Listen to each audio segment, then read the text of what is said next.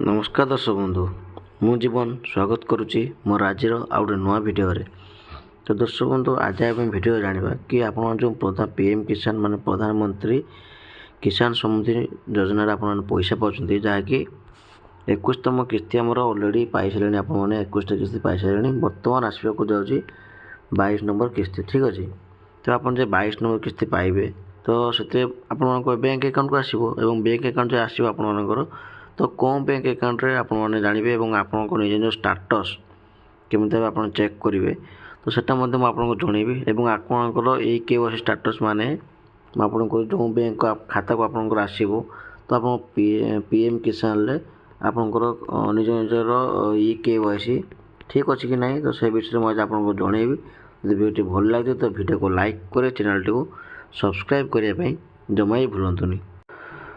तो दर्शक बंधु चलतु देवा एवं देखा आप केमी निज स्टाटस आप चेक करेंगे। ठीक अच्छे तो दर्शक बंधु आप देखिए कि लिखाई ये पीएम किसान जहाँकि आप निज निज गूगल ब्राउजर जाकि आप पीएम किसान बोली सर्च करेंगे।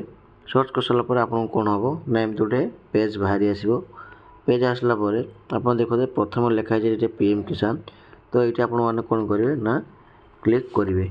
ठीक अच्छे देखो मुझे क्लिक करदेली तो क्लिक कर सारापर आपको पीएम किसान पूरा पोर्टाल जोटा अच्छी ओरिजिनाल से आपको पोर्टाल बाहरी आसो। ठीक अच्छे तो ये पोर्टाल आपको बाहरी आसो बाहर आसापर हल्का हल्का आप स्क्रॉल करेंगे। ठीक अच्छे हल्का हल्का स्क्रॉल करेंगे बहुत लोग कहते हैं आपको ये KYC लिखाई ये KYC लिखाई ये KYC कौन सी जगह देखो लिखा जाए ना। ठीक अच्छे न कौ आड़े आपंकर ये KYC लिखा जाए ना ये जहाँ भी आप किसी अच्छी आपंकर फार्मर कर्नर जहाँ भी अच्छी आपको सबकि न्यू फार्म रजिस्ट्रेशन करते आप न्यू फार्म रजिस्ट्रेशन करेंगे जो आप नुआ अप्लाई कर अपडेट सेल्फ रजिस्ट्रेशन करेंगे स्टाटस सेल्फ रजिस्ट्रेशन फार्मर करेंगे अपडेट मिसिंग इनफर्मेशन आप कौन मिसिंग इनफर्मेशन से जानीपर अपडेट मोबाइल नंबर जानीपर ऑनलाइन रिफंड जानीपर सबकि जिन आपने ये पोर्टाल जानीपर। ठीक अच्छे तो आप बेनिफिशियरी लिस्ट अच्छे बेनिफिशियरी लिस्ट आप चेक करेंगे तो आम जानवर अच्छे कौन अच्छे ना ये KYC बाबद। ठीक अच्छे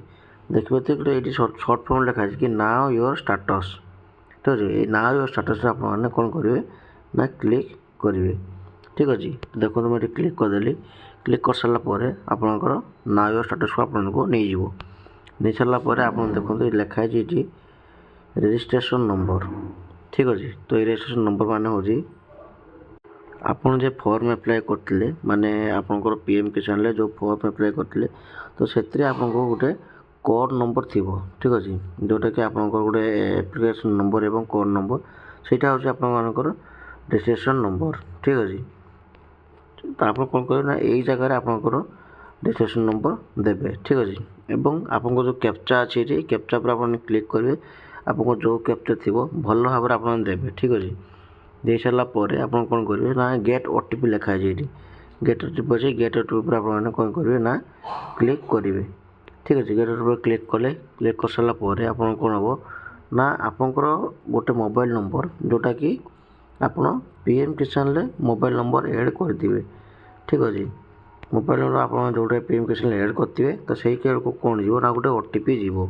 ठीक अच्छे OTP गलापर आपंकर आप OTP पुणी मांग OTP दे सारापर आपको गोटे PDF टाइप आपको पलि आसो जोटा कि गाइडलाइन अनुसार मुझे आपको देखीपारूनी तो PDF आप पलि आसो पलि आसलापर कौन करेंगे ना से आपंकर टोटाल डिटेल्स आप देखीपर जहाँकि आपंकर नाम ठीक अच्छी कि ना एवं आपंकर जहाँ भी KYC माने आपंकर आधार कार्ड ठीक अच्छी कि ना आपंकर बैंक खाता ठीक अच्छी ना से विषय जानीपर सबकि डिटेल्स आप पूरा बाहरी आसो। ठीक अच्छे तो आप देखिले कि आप निज निज स्टाटस आप चेक करेंगे एवं ये KYC आपने करेंगे। ठीक अच्छे यदि वीडियो भल लगे तो वीडियो को लाइक करे चैनल टी सब्सक्राइब करने जमा ही भूलुनी।